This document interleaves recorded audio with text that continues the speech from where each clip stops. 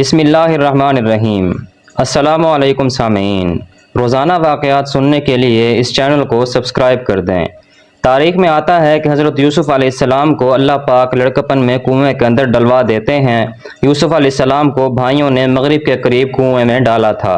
اس کے بعد اندھیرا ہو گیا، اس لیے جب بھائی واپس اپنے والد کے پاس آئے تھے تو عشاء کے وقت روتے دھوتے پہنچے تھے۔ تو سیدنا یوسف علیہ السلام چھوٹے بچے تھے، اکیلے تھے، تنہائی تھی، اندھیری رات کی وجہ سے بھی ڈر لگ رہا تھا۔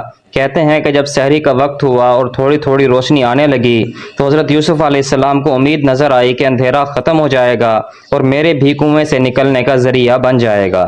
تو انہوں نے دعا کی، اے اللہ میری بھی مشکل کو آسان کر دے اور انسانوں میں جتنی بھی مشکلات میں گرفتار ہیں سب کی مشکلات کو آسان کر دے۔ اللہ نے یوسف علیہ السلام کی دعا کو اس طرح قبول کیا کہ بیمار آدمی ہو تو تہجد کے وقت اس کی بیماری کا لیول کم ہو جاتا ہے، اگر پریشان بندہ ہو تہجد کے وقت پریشانی کم ہو جاتی ہے، غم کم ہو جاتے ہیں۔ تو اللہ تعالیٰ نے یوسف علیہ السلام کی دعا کو اس طرح قبول کیا کہ تہجد کے وقت بھی اللہ تعالیٰ ہر بندے کے کرب کو کم کر کے اس کو سکون عطا فرما دیتے ہیں۔ اللہ تعالیٰ کی عظمتوں کو دیکھیے اور اس کے سامنے جھک جائیے۔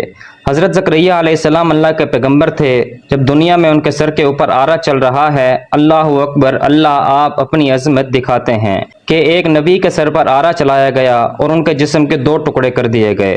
حضرت یحییٰ علیہ السلام کی گردن کو کاٹا گیا۔ حضرت یونس علیہ السلام کو اللہ تعالیٰ نے مچھلی کے پیٹ کے اندر گرفتار فرما دیا۔ دوستو، اگر آپ کو میری یہ ویڈیو اچھی لگی ہو تو برائے مہربانی اس چینل کو سبسکرائب ضرور کر دیجئے گا اور ساتھ ہی بیل آئیکن بھی پریس کر دیجئے گا۔ بہت شکریہ۔